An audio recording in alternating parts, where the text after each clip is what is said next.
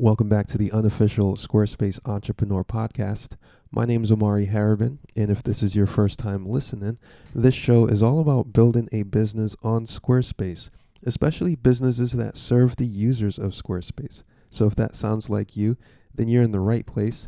Today I'm talking with Andrea Shirey of 19 Designs, and the reason I invited Andrea on today is because she responded to an email of mine recently and she brought up the topic of accessibility, and accessibility is something that has come up a few times, and I thought it would be worth inviting her on the show to talk a little bit more about it.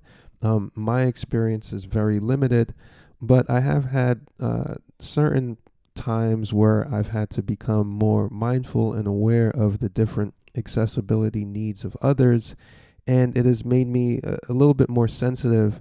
And also, from a marketing perspective, I find that there are so many hidden needs, so many underserved needs that just don't get met because there's not enough conversations around it, or there's not enough awareness. And so that's kind of what I wanted to steer this conversation around, and that's what you're gonna get to experience.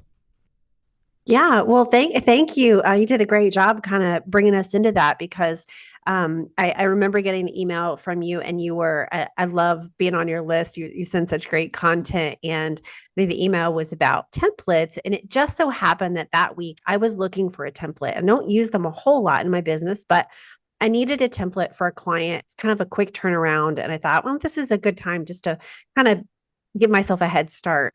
And I could not find a template that would pass, even just on the homepage, that would pass the majority of the accessibility standards tests that I kind of put my sites through.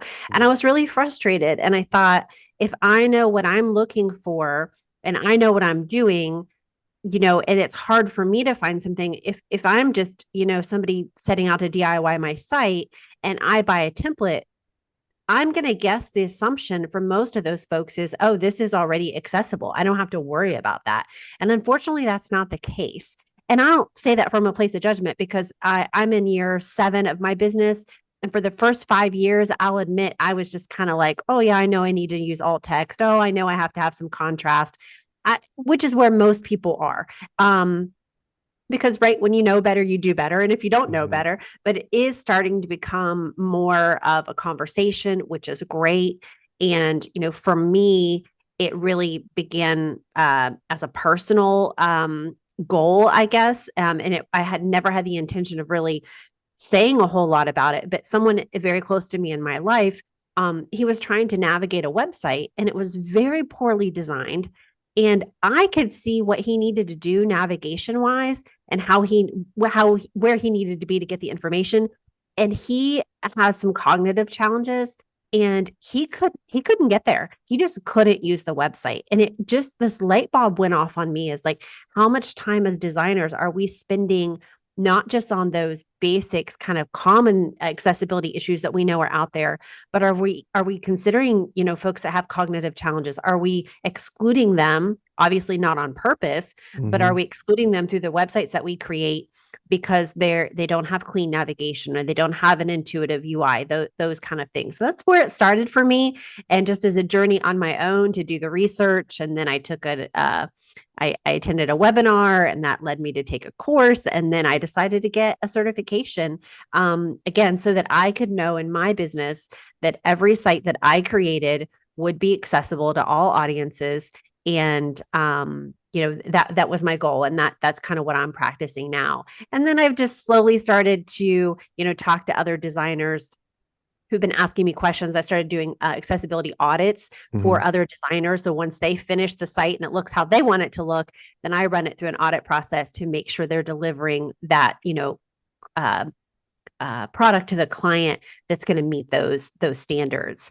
So yeah, that's kind of how I ended up where I am right now. Yeah, no, that's awesome. And I think that is where it starts. It starts personal. Like if there isn't someone that's personally connected to you, I think it just falls outside of your awareness that this is actually a need.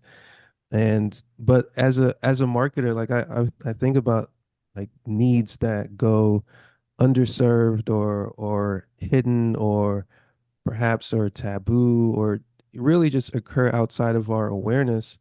And what if you don't like, for example, this morning my daughter on our iPad, she has a very unique relationship with the iPad. But anyway, she accidentally turns on the voiceover mode.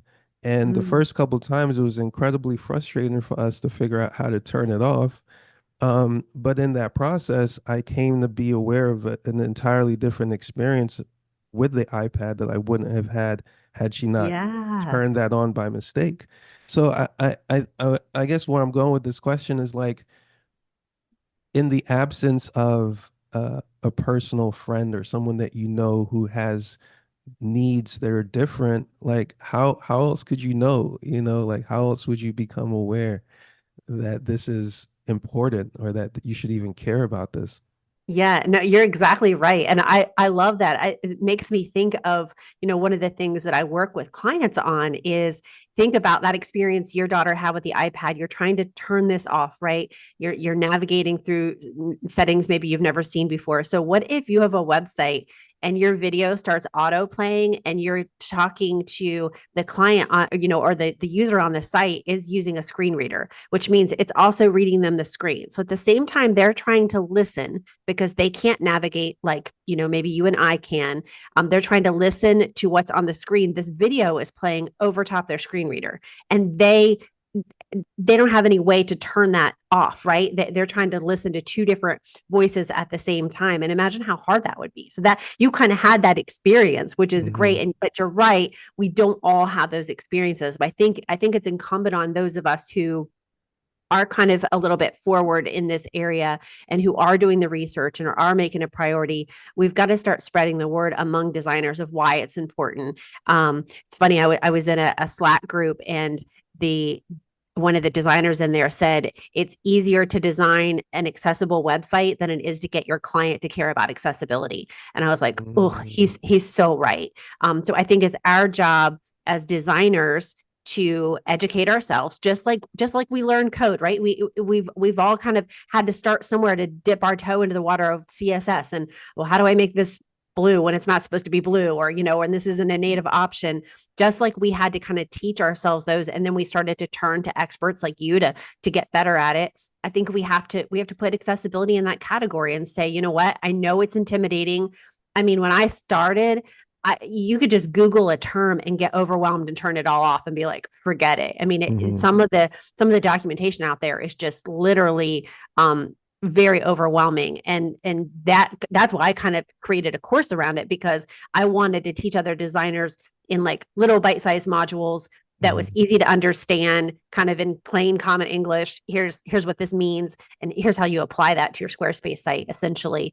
But yeah, I think we just have to dip our toe in the water and start, because the data is super clear out there. I mean, businesses are losing revenue because other companies' sites are more accessible than theirs. I mean, if you want to just bring it down to money, right? 1 in 4 Americans have some sort of disability. It may not be a physical disability that you can see. It may be cognitive. It may be hearing. It may be visual. It may be mobility, and where they just can't quite use the mouse as easily as other folks, and they need keyboard navigation. So it's not going to show up in our face and be like, oh, your audience has a disability and you need to do these 5 things. Unfortunately, it's not going to be that simple. Wow. So perfect example, right? You mentioned screen reader. I never think about screen reader. But just immediately hearing it, it simplified something for me, which was like, oh, if I designed for a screen reader, then this would just make everything simpler and better. Like, and so I think, like, from a design perspective, my conflict with design is often there's the vanity side of design where we Mm-hmm. design to for appearances and to make things seem a certain way. And then there's designing for functionality and for actual needs that people have and design for problem solving.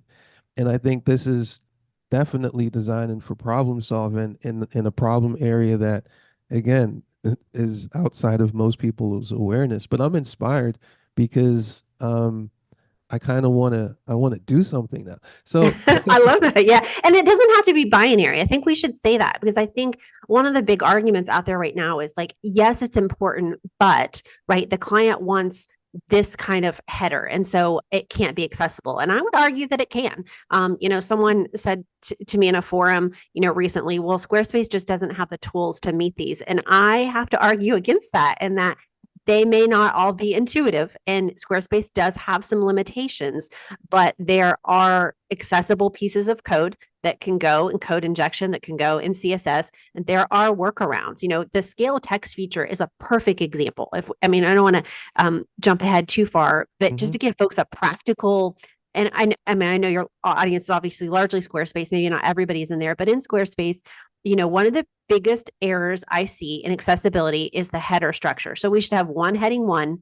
The next heading on the page should be heading two. You can have a couple of those if you want. And then the next one should be three, and so on. You can double them up, but you can't go out of order. That's because the way screen readers treat headings. That is for accessibility.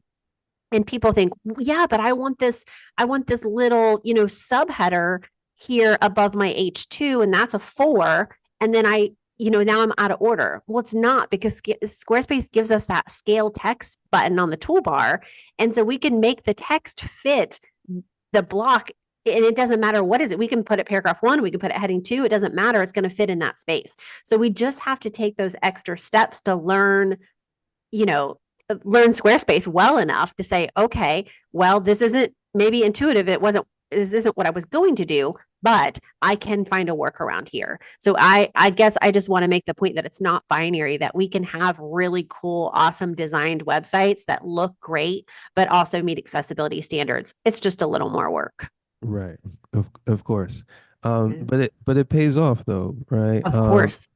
Because I think, like you said, if you can, it's not binary, and if you can uh create something that looks amazing and also accomplishes other goals as well beyond looking amazing, and helping someone accomplish what they're on the website to accomplish, then I think that's amazing.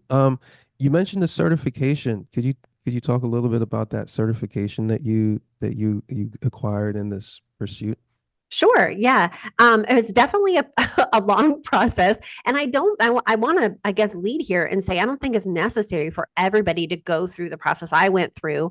It was very helpful. Obviously, it's how I've educated myself, but I think there are different, like anything, right? We can now, there are some folks in this industry that take one course and then want to call themselves an expert. I'm going to argue a little bit against that approach, but I think we can arm ourselves with knowledge at different levels. And so what I did is literally started with a webinar, and I'm trying to remember off the top of my head I know who it is, and I have to be careful here, but I did a user way webinar. User way being the widget that a lot of designers kind of put on the site, stick the code on there, and call it good, right? So I've learned primarily from talking to folks with disabilities in my community who have been an extraordinary help to me throughout this process of testing client websites, of educating me on what it's like to have a disability and to navigate online.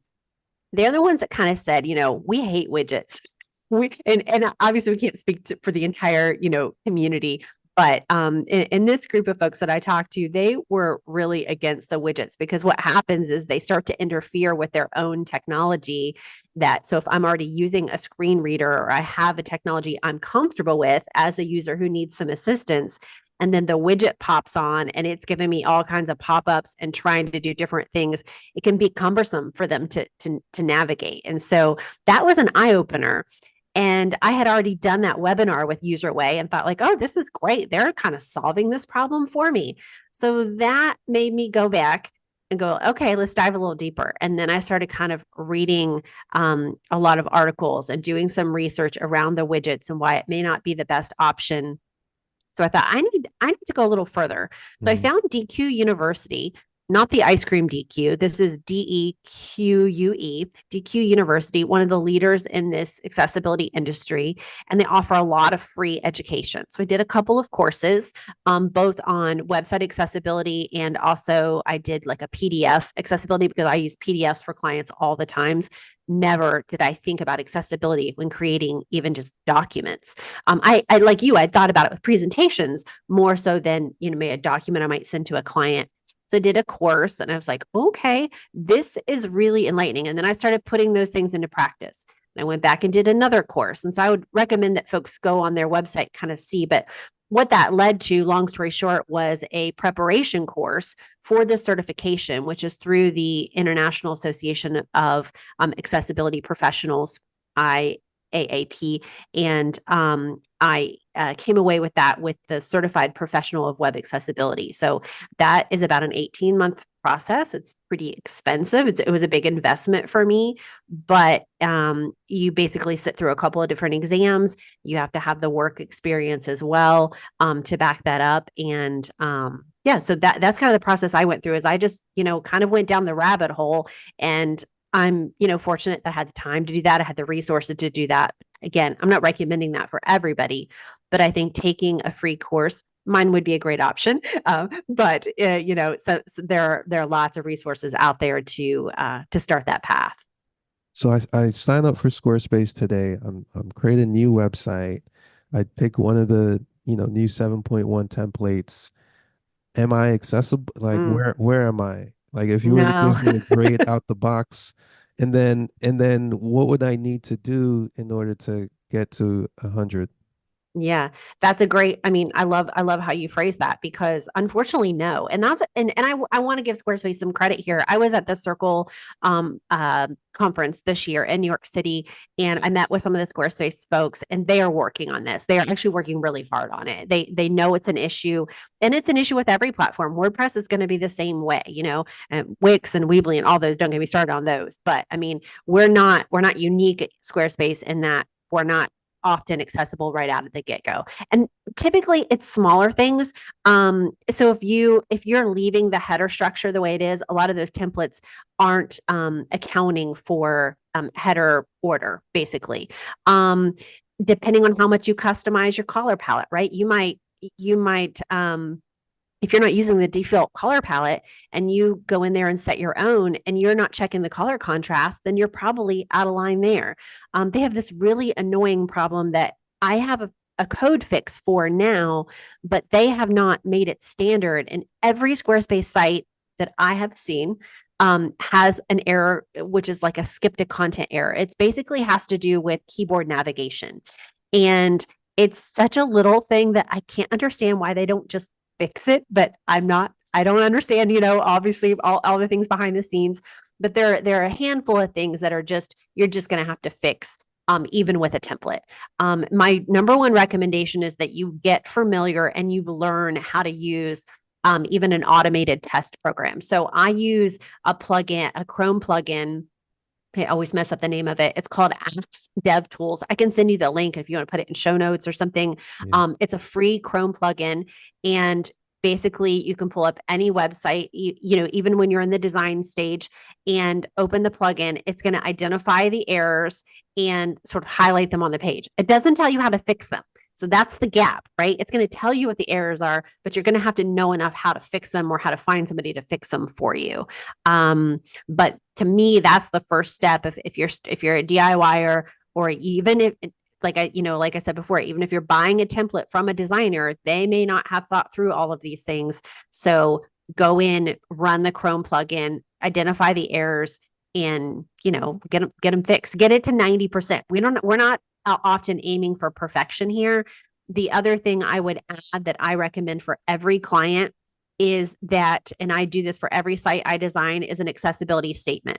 Because after talking with the disability community, they would much, much rather you put an accessibility statement on your website that talks about the effort that you've made, any known issues. So if you know your platform's not compliant and you don't know how to fix it, you can say, listen, I know this image carousel is going to give you issues.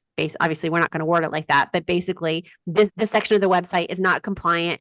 It's a limitation of the platform that I use. If you need help navigating, here's an alternative way to get this information. Here's how to contact me. My community raves about this approach. They would much rather designers do that than slap a widget on it and go like, it's a user way issue, right? The widget will fix it. So doing the Chrome plugin, doing some automated testing, and then that accessibility statement together, I think gets you a long way. So is it Wave? Is Wave the Chrome extension? Wave Oh, has a Chrome extension. That is not the one that I use. I use one that it's AXE, it's Axe Dev okay. Tools. Um, um, and that's the one that's recommended by DeQ University. But I'm sure that there are multiple plugins that are kind of going to accomplish the same thing. And just Got keep in it. mind, they're all automated, right? That's not a substitute for me. I'm one step beyond that where I'm doing manual testing. But if you're not doing anything, a great first step is at least use the automated testing. Yeah. Are you familiar with a few years ago, I had a guest on the show, had a company called Square ADA, where they were tackling the Squarespace accessibility issue with some custom coded solutions. I'm not sure exactly how it worked behind the scenes, but I believe they got acquired by a larger company. Mm. Um, so I imagine that there's obviously there's still a gap. Um, so what resources do you have available, Andrea, that could help us kind of get oriented, or maybe a checklist, or you mentioned a free course. What resources do you have that we can use to get started here? Yeah, that well, so what I tried to do, again, it's not perfect, but I think it's a really good first step for somebody who maybe this is all new to them. And I remember being a new designer and like everything was new and there was so much information out there. And it's like, oh my gosh, I don't know where to start. So if that's you with accessibility, what I created was a course called Access for All. And I'm calling it an essentials course. I've had it out about 6, 8 months now. And essentially what I do is kind of walk through the biggest accessibility areas that trip up designers, things like, color contrast, creating accessible images, audio and video. Forms is a big one. We see so many inaccessible forms on websites. And so that course kind of walks you through each of those, trying my best to explain and just really simple terms. Here's what the guidelines dictate. Here's what it says the rules are essentially, and here's how to accomplish that on a Squarespace site. That's really the crux of the course. And then I created a Notion dashboard that goes along with that has a reusable checklist. So you can kind of pull up that dashboard when you're working on a new site and kind of go down through the list and like click on images. And I kind of give a little reminder of, okay, here's what we're shooting for. Here's what we need. And here's the checklist. Did you name all of your images? Do the photos that require alt text, is it in there? And is it shorter than 150 characters? Hint here, not all photos require alt text. A lot of people don't know that. Do you have any photos that have overlay on them that might need to run through the color contrast checker? Are your maps including, does every map on your website also include text directions? Big one that's overlooked. So the checklist kind of helps you go through when you feel like you're done with the site, go through the checklist. And then I'm slowly adding a code section to that to fix some of those big errors that we know. So again, that skip to content error, I've got a code in there for that. How to add ARIA labels, really, really easy fixed using a little bit of jQuery for some of the stubborn sections. Like summary blocks are notorious for dinging on accessibility because your browser can't see all of the blocks. They're there, but they're not displayed. And so just a little bit of ARIA label you can add to fix that. So that's what I've got. It's not perfect. Folks have found it helpful so far. I also have a template in there for writing an accessibility statement. So that's what I'm offering, for designers. But again, there are tons of resources out there for free. My course isn't free. I feel like it's very affordable, but we could talk about if you want to give your audience like a promo code or something, we could work that out as well. But and it also includes a glossary because I found myself at the beginning, I had to look up every 5 seconds. I'm looking up, I don't know what this means. What Mhm. what does landmark mean? What does keyboard focus mean? And so I did a glossary there to help people just have a quick glance like what those words mean.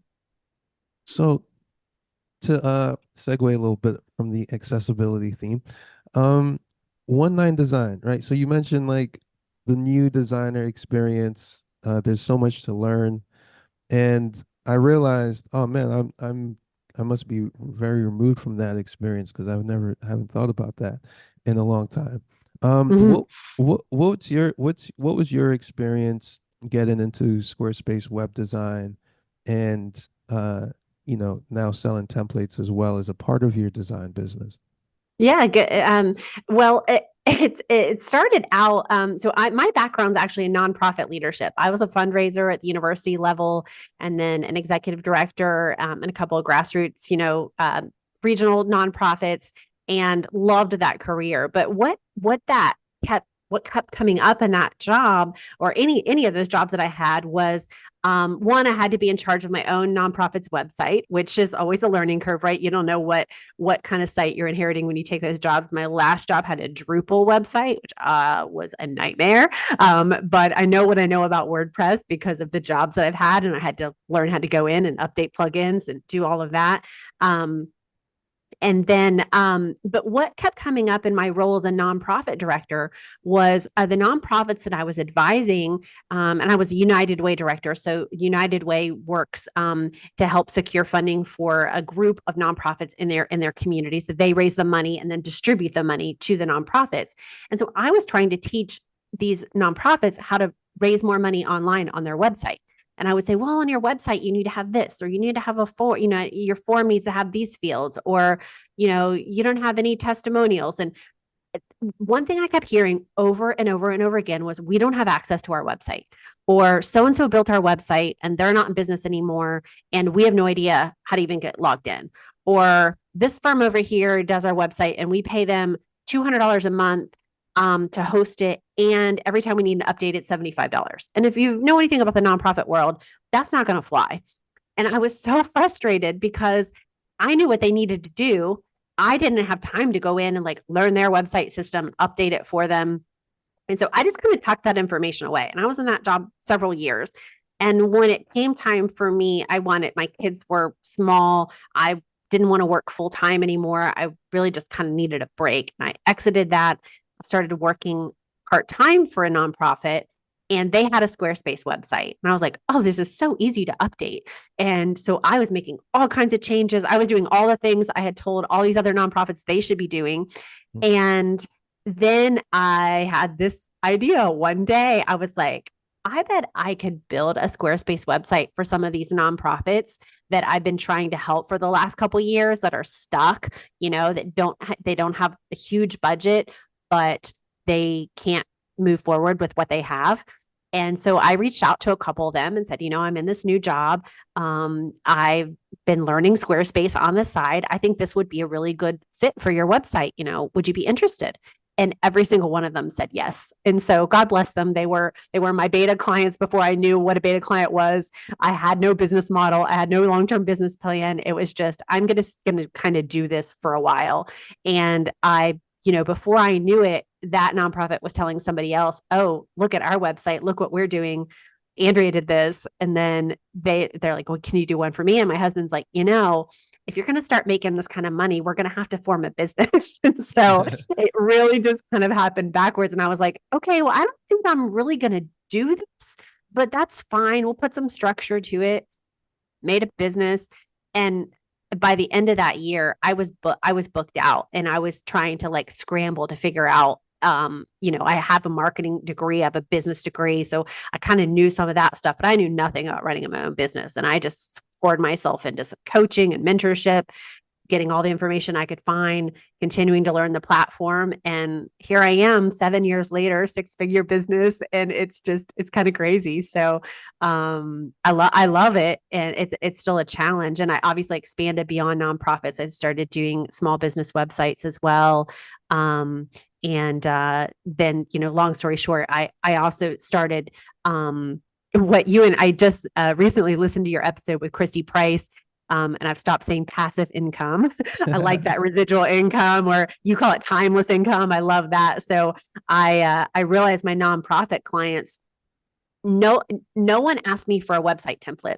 And I do not sell website templates because I know my client base enough to know that they don't have time to build their own website, even with a template. Mhm. They want somebody to do it for them. And that was really powerful because I was kind of tempted a few years ago to jump all into that as well, like everybody Mhm. else was. But what I did instead was I started a template library for nonprofits. So it is, there's 60 some templates in there right now. And they are literally ready to go templates for things that every nonprofit director needs on a daily basis. Mhm. And that's been a really kind of fun, it's almost been starting over. Like the web part of the business just runs now. I've got a nice rhythm. I've got all the systems in place. Um, but the library was kind of starting over with this whole new product. And that's really fun for me to add to that template library every month, market that. And yeah, so sorry, I was kind of long winded on that, but No, I love that. yeah. I love that because I think like I remember a lot of my early projects were nonprofit projects, and I used to look at I think it was called Nation Builder. It was like this was like maybe 10 almost 10 years ago. There was like a popular like website builder that nonprofits were using at that time. And I would try to figure out how to adapt certain things to Squarespace. Like my whole Mm, initial Squarespace experience was like looking at other platforms, web platforms, and being like, yeah, how do you do that on Squarespace? How do you do that yeah. on Squarespace? That's And the same. And some of those in the, box products, I have a client right now that I do some maintenance for, and there's this company, which I will not name, but, they specialize in this industry's, website, and that it's so terrible. And I just like, if this was on Squarespace, I could do this so much easier. So I get that. I'm trying to look at it and be like, okay, I know I can recreate this. Yeah, if there's anyone out there listening and you like to make that kind of content, that's great content to make. Like where you Oh just yeah. take a website and rebuild it in Squarespace and keep all Oh, the I love that. features and functionalities. Like that never gets old. It's always like in hidden demand. Um, you also mentioned, the temptation of website templates, Squarespace Hmm. templates, and realizing that your market it doesn't make sense. And I think that's really important to be aware of. I don't know if I do a good job of it, but I try to send the message that my business is actually a failed template business that just kept going. um so like, but what really the underlying thing for me with templates is that you can templatize anything. And so Hmm. the decision about what to templatize should come from what people are looking for from you. Like, what do they Right. need? What are the reoccurring problems or things that come up that you've already templatized for yourself, hopefully. Right. And so it becomes like a natural process where it's like, okay, I'm making something simpler and more systemized for myself, and it's also something that other people could benefit for. Sometimes it might be your design aesthetic, sometimes it might be a technical solution to something, or sometimes it might be a process or a checklist or a larger system that you package into a course. But the underlying thing behind templates is like, we all run off of other people's models of how they've For done sure. things. And so Yeah, that yeah. was really key for me. And I've been asked like, what are your biggest wins in your business? And I have to say, like, that's one of them is having the self awareness to know like this isn't a good fit. And it came very organically, like everything else. And that I noticed the nonprofit clients, they barely have time to update what I gave them, even though it is easy to update. And I would give them a sort of a checklist at the end of the project that said, okay, once a month, I want you to go in and do these 5 things. And every quarter, I want you to do these 5 things. And they could do that, but they wouldn't have occurred to them maybe on their own because if you know anything about nonprofit leadership, you're wearing 15 different hats already. And maybe you might have a tech savvy, staff member if you're a little bit bigger that you could delegate that to, but then there's turnover and things like that. So I realized early on, I was like, there's no way they're going to be able to make time to write their copy, to fill in, the copy, source the photos, then understand enough of the design to know that like, okay, you don't really want to mess with the template a whole lot, that. Mhm. So, um, I took something like, I know every nonprofit wants corporate sponsorships for events. It's just a staple of what they do. And I got really good at that when I was at the United Way, asking for corporate sponsorship. So I just, like you said, made a template of like, here's a template for a proposal that you would send to a company. Here's a template for the email you send first and the email you send after. And, it became, I mean, it was like, I was astonished at how quickly it was selling. And that was the first template. And then I was like, well, Mhm. I'm going to do this again. I came up with another one. And then so it used to be a shop where you could just buy them a la carte. And then eventually I just put them all in a library. And Mhm. they also don't want to make a ton of decisions. They don't have to choose, do I want the digital marketing template or do I want the board report template? They just want a resource they can go to. So I just made it a Google Drive. You buy the whole library, you get everything that comes after. And it's been the most fun for me to create those because I know people are using them every single day. Yeah. Um, so Yeah. yeah, failures make great businesses, don't they? I love Yeah. it. I Yeah. love I it. mean, I mean, there's so much that's born out of frustration and pain. And so my last question for you is, and I heard this question recently, I'm adapting it a little bit, but what is the greatest pain in your business that you cherish? Oh man, the greatest pain that I cherish. What a great question. So sort of like what the pain point that I don't necessarily want it to go away. It just yeah, right, right. Yeah, it fuels Uh, something. It provides a fire. yeah. I think it might be that I really love working with clients in person. There's something different about sitting down with somebody, teaching them how to use the platform, explaining to them, why the design is designed the way it is. Going back to those original, like, okay, you said you wanted, you had these three goals when we started the project, and here's how we've accomplished that. I really love that process. I'm also a deeply introverted person. So it is such a stretch for me to put myself out there to clients that might want that personalized experience in person, and because it's really easy for me just to grab a client from XYZ USA and say like, great, go walk them through the process. It's very almost impersonal sometimes, Mhm. but it's easy. It's quick. I can turn a project around in 4 weeks and everyone's happy and I get paid and I move on. And there's some accomplishment with that, but I do have this desire to have this more personal relationship with clients. And I'm not somebody who aspires to be a coach or a mentor or anything like that. But that personal part of the process is really appealing and also Mhm. deeply out of my comfort zone. Wow. So when someone says, like I have a client right now and they want to, they're in a different city, but it's drivable. It's just a less than an hour away. And Mhm. can we meet in person to launch the site and go through? And I want to show XYZ team member, how to do all the updates and stuff. And I'm like, yeah, we can do that. And then I already have anxiety about it. So I don't know if that's relevant or other people have that kind of, but as an introvert, running in a business like this as an introvert can be nice because you work from home and it's largely online, and I love to write. You will not catch me on video unless somebody says that, we really need to do video. Uh, but but yeah, just kind of stretching myself to have that more personal experience one-on-one with one-on-one clients. It's painful, but I think it's worth it. Yeah, I feel you on that one.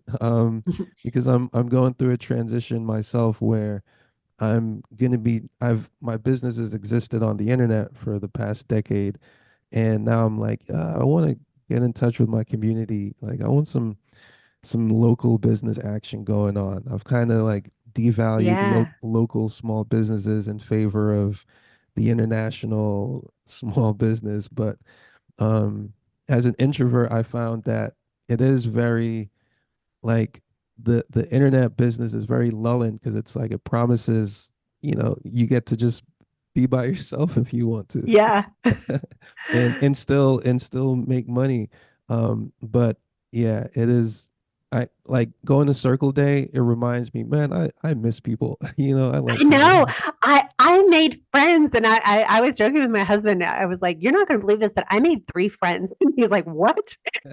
Like, someone sat at my table and she, bless her, she introduced herself to me. She said, "Can I sit here?" And I said, "Sure," because I was sitting by myself and I was fine with that. And we started chatting. And then there were two people at the table, and the next person came over and said, "Can I join you all?" And by the end of the day, we're like exchanging numbers and making plans to see each other in 2024. And we've had some, calls, and we're in a Slack group together. And it's like, oh wow, like there's something so energizing about it, also draining. Also, after those interactions, I need to like go in my room and read a book. But I need to get out of my comfort zone more and do more of that. Yeah, and it's why I do this podcast, because it's kind of like the bridge. It's like the in between where at least I'm talking to you here, and Yes. then when I meet you in person next time, it's like, oh hey, it's you again. Right. Yeah. I'm talking to somebody other than my dog today who keeps looking at me going, "Is she talking to me or not?" I don't think so. So Well, Andrea, it's been fun. Thank you for your insights, and for sharing your experiences and stories with us. If there's anything you want to wrap us up with, I'll be sure to share your links in the show notes if you want to check that out. yeah, I will definitely send those. I'll send a promo code that folks can use if they want to check out the Access for All course. Again, there's plenty of other resources out there as well. But I think I would just want to close with there are plenty of reasons why designers should care about accessibility. Obviously, we want to put out the very best products we can as people who are putting digital products into the world. And we want to serve the disability community well. We want to provide them the same experience that we all enjoy if we don't have those challenges. But there are selfish motivations there too. It accessibility aligns with many SEO best practices, which is going to help you, rank better for your website. You're going to have happier customers. If you've got customers that care about accessibility, they're going to look at you favorably because you're putting that as a priority. It's going to create a competitive advantage over your competitors who aren't making this a priority. So, and then you're going to open your business to larger segment of the population. Because if 1 in 4 people aren't able to access your website in a way that's really satisfactory to them, and you add one more person, that's really going to add up over time, depending on your traffic. So lots of reasons to care about it. Again, start small. Just start by understanding the basics.